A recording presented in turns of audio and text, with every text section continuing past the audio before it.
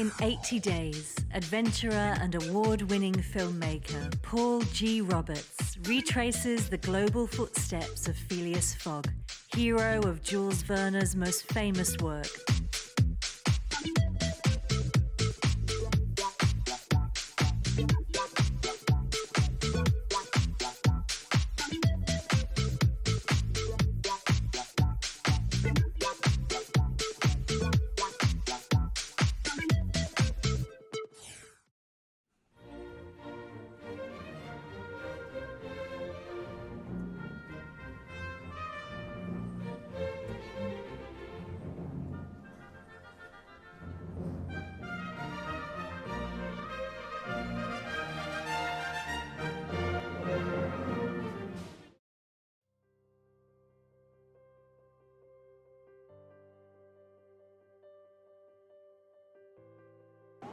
I'm here in what's the very centre of London, Trafalgar Square.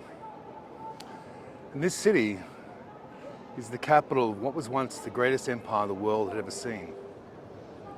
It's played many roles through its history, but what really lies beneath the face of London? What is it like today in 2022, post Queen Elizabeth's passing? And how did that compare to 1872, when Jules Verne's Around the World in 80 Days was first published? I want to know. I want to get an idea of this special place through its streets, which are immersed in living culture and traditions. And I want to understand why the locals here revere and adore living in this great metropolis of London.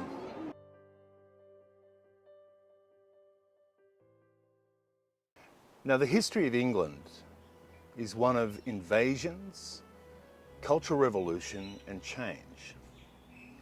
When the Ice Age finished and sea levels rose, the low-lying land of modern-day English was swamped, creating an island.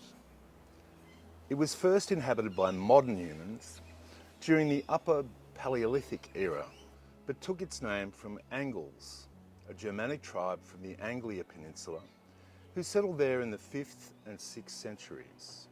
The Iron Age followed the Ice Age, when hunting continued as a source of food, but farming technology developed, allowing the nomadic peoples to create settlements, and early farmsteads began to appear on the landscape. It was named due to the use of bronze and copper to create tools and weapons and decorative items for peoples known as the Celts. The Bronze Age existed from 2500 BC to 800 CE. It was during this period that large stone meeting places or henges, such as Avebury and Stonehenge, were constructed.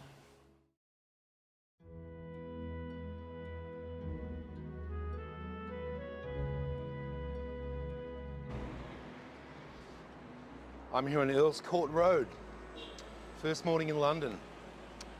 And I gotta say, it's really good to be back in a city where people actually live. God, I don't know what my memories of New York were like, when I lived there. But this experience confirmed to me that, people in New York, some of them thrive, some of them barely survive. But they don't really live there. It's not a place where you live. Even though this is, Chelsea, and it's in a trendy inner city suburb of London,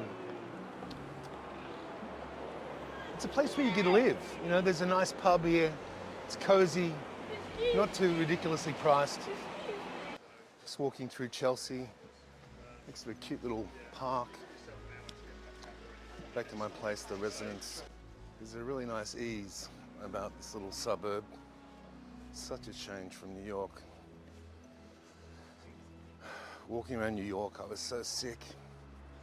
I had a head cold, my stomach was killing me, my lungs were congested, the weather was awful, I was freezing and wet.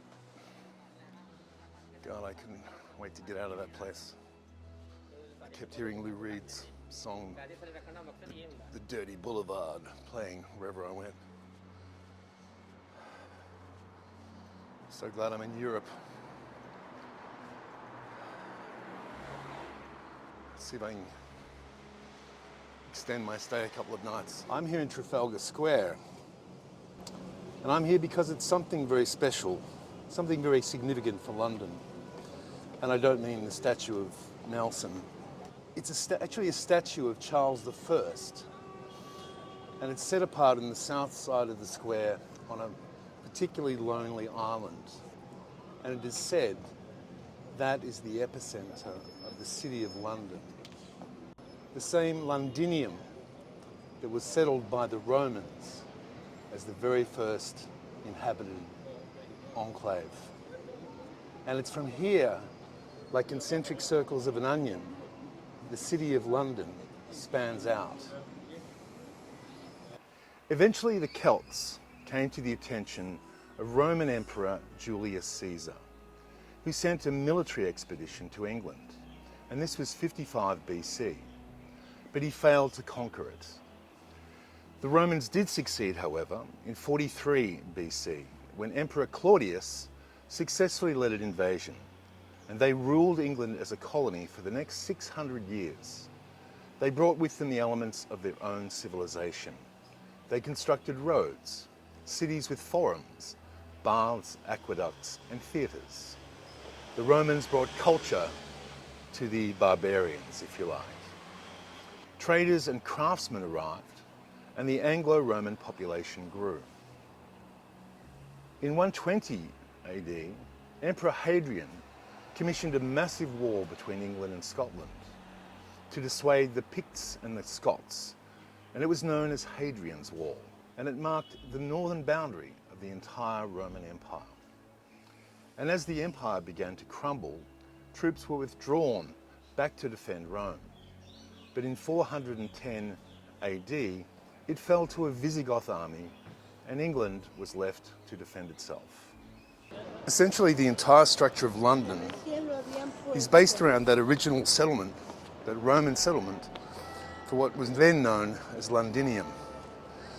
And it's from there that the city is spread out in concentric circles, much like the rings of an onion.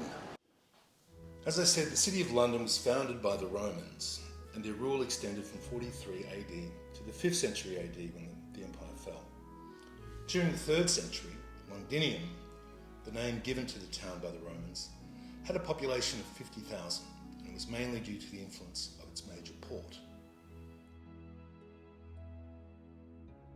Greater London covers approximately 600 square miles, and most of it built over the last 100 years.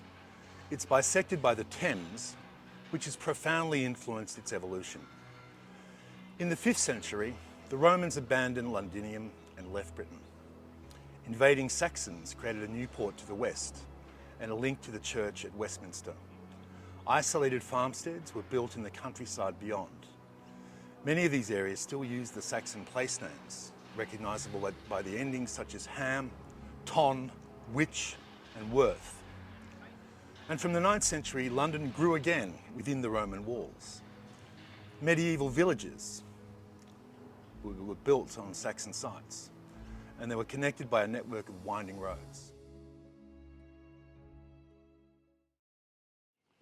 Now, 40 years after it fell to the Visigoth army, around 450 AD, Vortigern, a local ruler, invited Danish mercenaries to defend his area of England from the attacks that were being led by the Picts and the Scots. However, the Danes turned on their host and established the first Saxon kingdom of England. Other mercenary groups invaded, resulting in this establishment of a patchwork of rival Saxon and Anglo kingdoms that were continuously at war with one another. And these rivalries became known as the Dark Ages, a period when Anglo-Saxon art and literature, inspired by Christianity, became more refined. This period was violently ended by the constant invasion of Viking armies who established settlements and took over Saxon kingdoms. Eventually, after many battles, the separate kingdoms were unified during the reign of Aethelstan, and a unified England was created for the very first time. In 1066, on the death of Edward the Confessor, 3 men vied for the crown. Harold I, the man who took the throne, Harald Hardrada, the King of Norway, and William of Normandy. This rivalry led to 2 invasions. Harold I defeated the Vikings and crowned himself king on Christmas Day in 1066. And to control the defeated Saxons or Vikings, William gave vast tracts of land to his own lords and started to construct these vast stone castles. To raise money, he instructed that a detailed inventory be taken of all English lands, an undertaking which became known as the Domesday Book. Then William was succeeded by King John, who, believing he was above the law, forcefully took what he needed from the people. However, the barons disputed his demands, and in 1215 they presented the king with an ultimatum, a document that would later become known as the Magna Carta. And the year after its signing, King John died, and in 1216 his son, the 9-year-old Henry, inherited the throne. And as a consequence of repeated Anglo-Saxon invasions during the 5th century, Londinium declined, and during the 8th century it became the capital became the Kingdom of Essex. During the 9th century, the town suffered numerous Viking attacks. You have been summoned here for a purpose.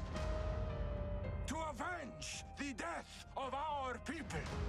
The English cannot murder Vikings and expect us to do nothing.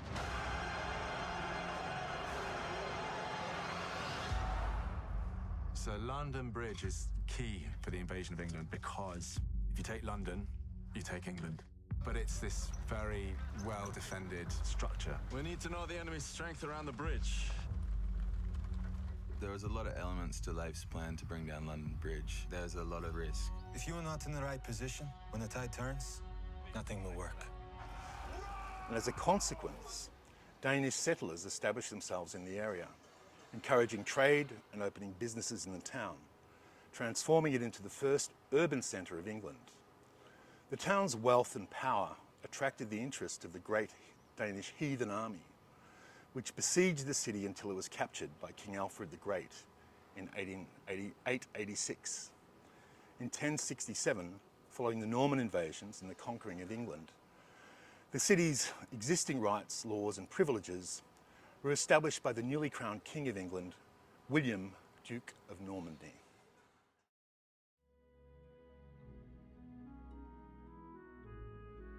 There's probably no single thing that will give you an insight into life in the Middle Ages than the noble game of chess. It's been called the royal game, and there's a reason for that. In London, history divides into 3 main periods. There's the Roman period, which is called maybe the ancient period. There's the Renaissance that came about with the revolution in art, culture and politics and ways of thinking. And there's the Middle Ages, which, as the name suggests, medieval, which means middle, falls in the middle. Perhaps nothing explains life, power and politics in the medieval or Middle Ages in London like the game of chess. And artists of all eras have been interested in chess. Called the royal game of rulers, soldiers, prisoners and exiles. The Middle Ages is the middle period of the 3 traditional divisions of Western history. Classical antiquity, or the Roman period, the medieval period and the modern period. With its roots in Latin, medi, meaning middle, and eve, meaning age, medieval literally means of the Middle Ages. In this case, middle means between the Roman Empire and the Renaissance. From the early 20th century to the present, this interest has paralleled major social revolutions, with artists increasingly using chess imagery and ideas in their art. During such times, chess has provided a universally acknowledged societal model in miniature that artists redesign based on patterns of love, war and play. Sigmund Freud views chess as a parallel to psychoanalysis, a mapping of the mind, while French-born Marcel Duchamp saw chess as art. In 1944, art theorist André Breton insisted that what must be changed is the game itself, not the pieces.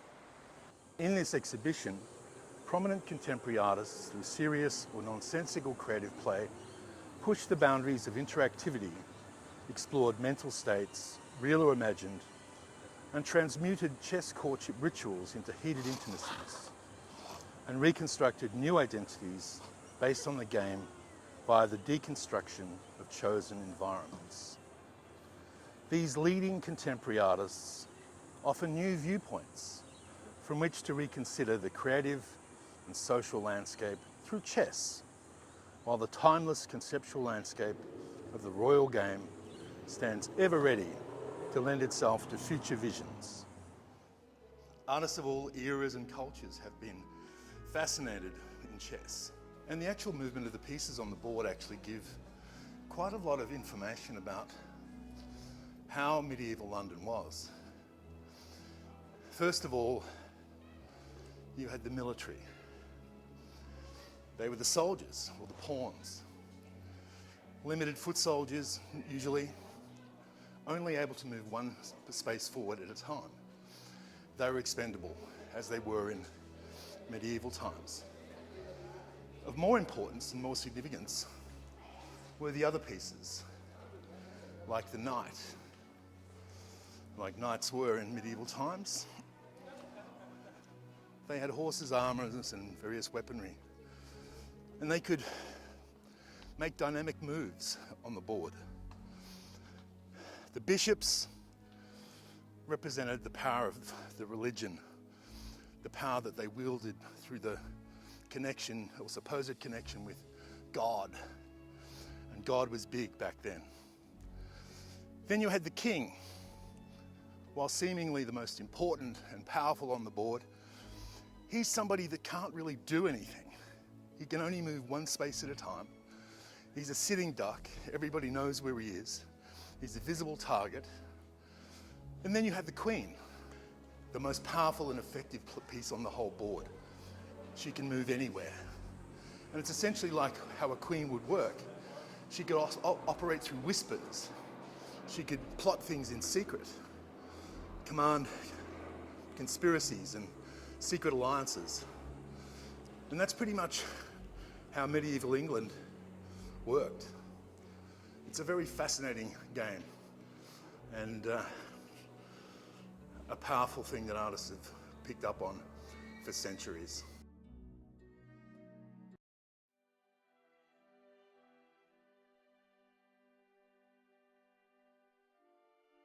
As postcard worthy as they come, Tower Bridge is one of the most beloved and most iconic landmarks in all of London. The bridge, which crosses the River Thames, was built between 1886 and 1894 and stands tall as a true feat of Victorian engineering. Considered to be one of the most photographed bridges in the world, it's undoubtedly one of the essential things to see in London. And rather than just walking across it, a popular new activity is the upper levels glass walkway, where tourists can find some of the best river views in the area. In 1199, King John reinforced the city's self-government, and in 1215, the city could elect a different mayor every year. For many years, England had no capital city. However, the institutions of central government were moved to Westminster, close to London. This and the rise of trade in the area were the two decisive factors in London's emergence as the capital of England. During the 14th century, London's port became a European hub for the distribution of goods. This activity was strengthened during the 15th century thanks to its relevant textile industry.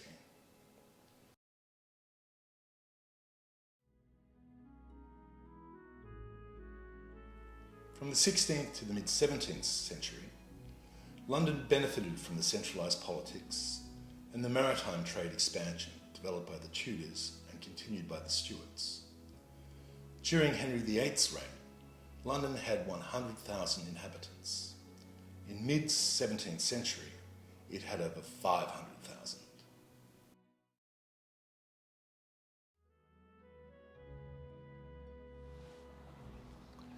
During the next 100 years, England was scourged by the plague. The Black Death, as it was known, was responsible for killing 1/3 of the entire population. In 1665, the city was still held inside the ancient walls, although large-scale urban planning had already started, and the population's poor living conditions were responsible for this great plague. It killed 70,000 people, which back then was a big percentage of the entire population of England. And the following year, a huge fire burnt down most of the city.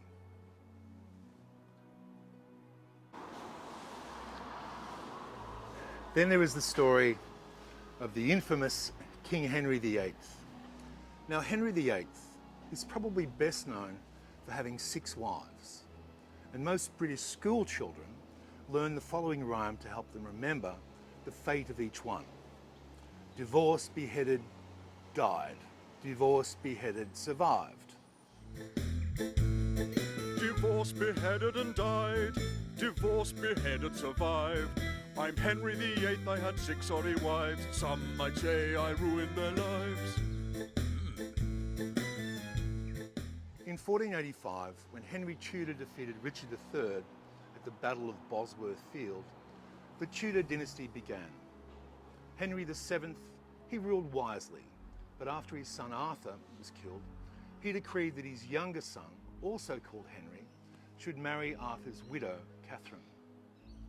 The wedding followed, and his son, the 18-year-old Henry VIII, it was the subsequent coronation.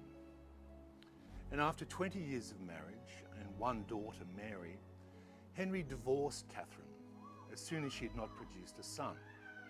So to ensure that the divorce, he broke with the Catholic Church and declared himself to be the head of the Church of England. In 1853, he married Anne Boleyn, and this marriage resulted in yet another daughter, Elizabeth. 3 years later, he had Anne tried for treason, and she was executed in the Tower of London in 1536. Now, Henry VIII, as I said, married 6 times.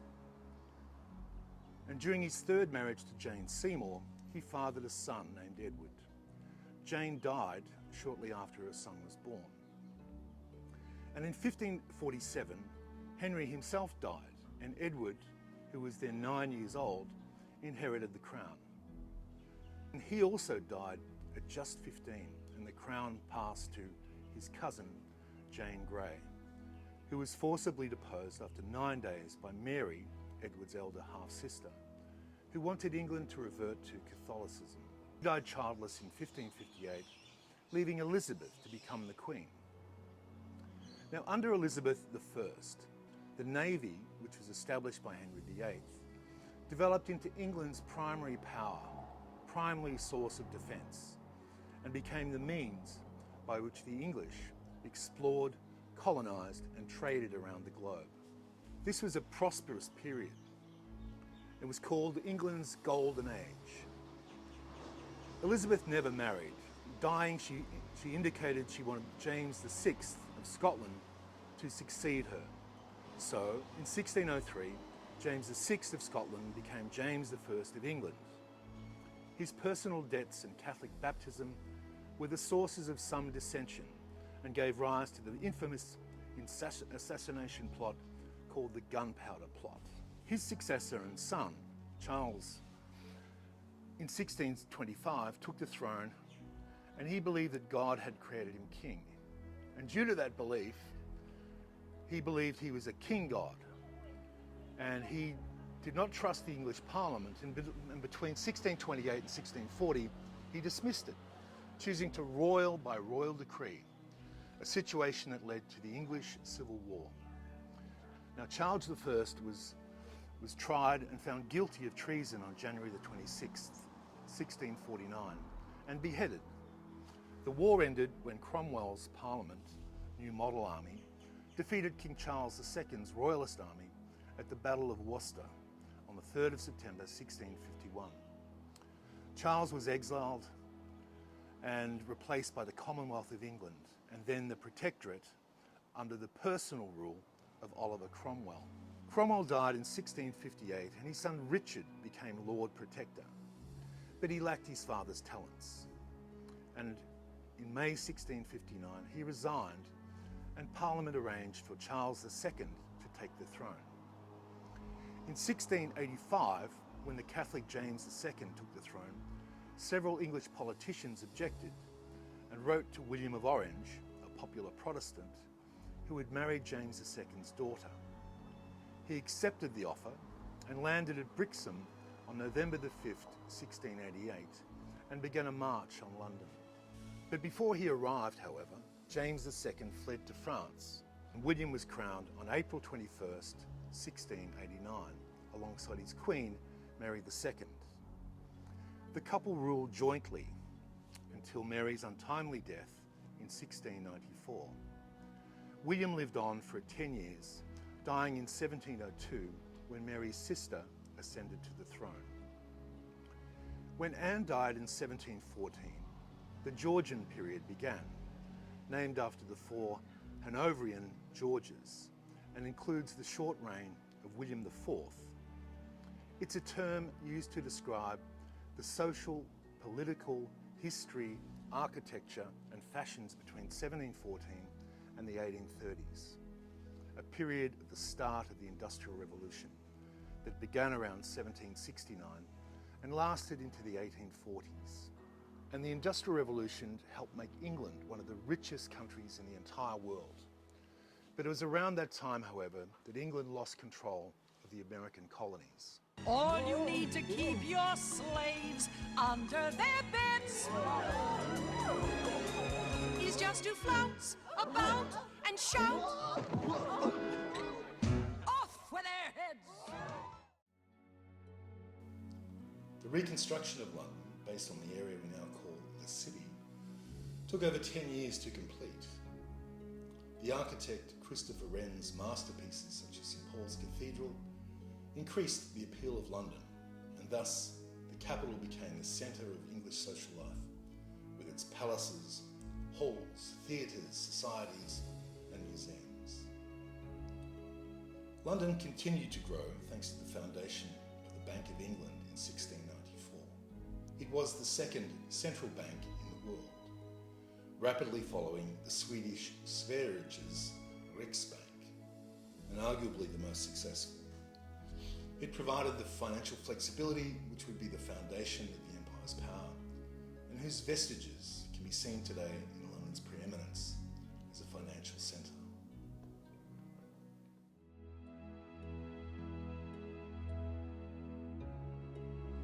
We have the very regal Marble Arch.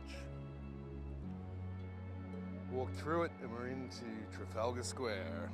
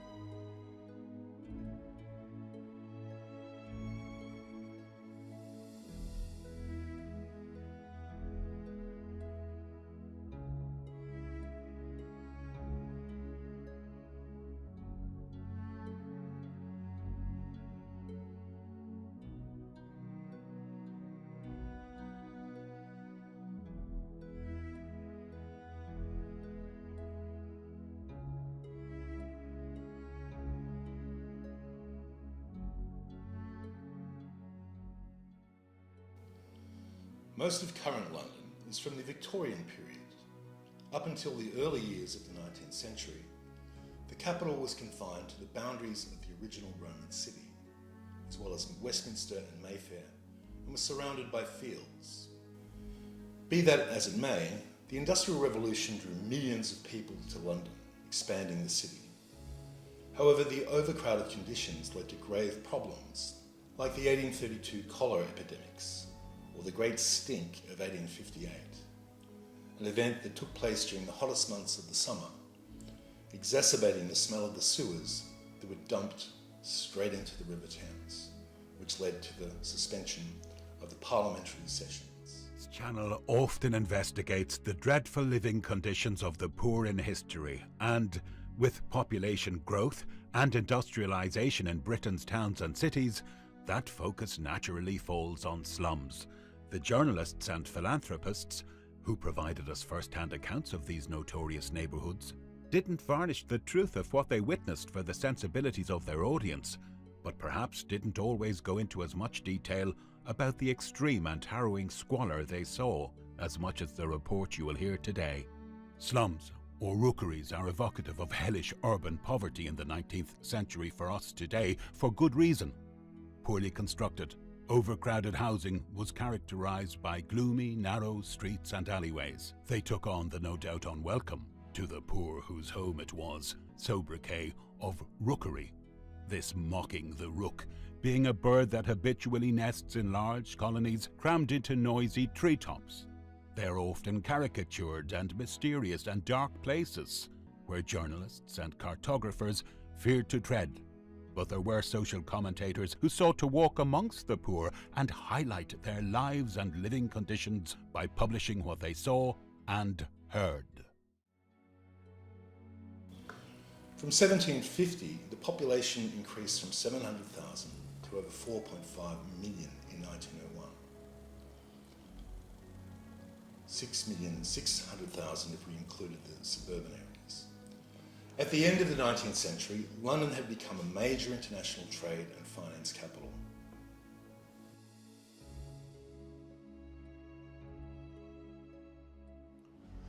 When Queen Victoria came to the throne in 1837, aged just 18, she was the ruler of Great Britain, Canada, Australia, England, New Zealand, and a lot of parts of Africa. Her rule heralded an unprecedented series of inventions and discoveries. And when she died in 1902, her reign seemed to have been the invention of steam power, industrialization, and major advancements in the arts. The 20th century began with the death of Victoria, succeeded by her son, Edward. Edwardian England was a period of decadence and enjoyment. However, Edward's reign only lasted 9 years. He died in 1910 and was succeeded by his son, George V. Now, the causation of the First World War from 1914 to 1918 was long and protracted, as each European country found themselves dragged into the conflict after Germany declared war on Russia on the 1st of August 1914, and then France 3 days after. And on the 4th of August, Britain too declared war. When World War I ended in 1918, on the 11th hour of the 11th day of the 11th month, it had become the deadliest conflict in the history of the world. As an outcome of the war, some women who had worked at jobs, usually filled by men, were granted the vote in 1918, whilst all women gained the same voting rights as men in 1928. Post-World War I, England underwent a period of unrest when different industrial workers went on strike for better working conditions and higher wages, leading up to the Great General Strike of 1926, which was then soon followed by the Great Depression. In January 1936, King George V died and was succeeded by his eldest son, Edward VIII. However, Edward had fallen in love with a divorced American lady, Wallis Simpson. And even in the 1930s, a member of the royal family was not allowed to marry a divorcee. And Edward refused to break off his relationship, and on December the 11th, 1936, he abdicated the throne, passing the crown on to his brother. When war broke out again in 1939, when England stood firm against the aggression of Nazi Germany, it ended in 1945, and the reconstruction of London and England began. In 1951, the Festival of Britain was staged to celebrate the national recovery. In the 1960s, there was a huge social and sexual revolution with the invention of the pill, when groups such as the Beatles led youth culture and swinging London happened, directing the whole world's eyes to these new fashion trends. It also saw new technological advances, such as the moon landing, supersonic flight, the joining of the EEC, and the establishment of London as a global financial centre. However, as the 20th century came to an end and the 21st century began, England's power and status in the world seems to have waned. Where its future and global position will be in the later part of the 21st century, post-Brexit and all the other strife that is happening in the kingdom at the moment, post-Queen Elizabeth's passing and Charles's coronation, only time will tell.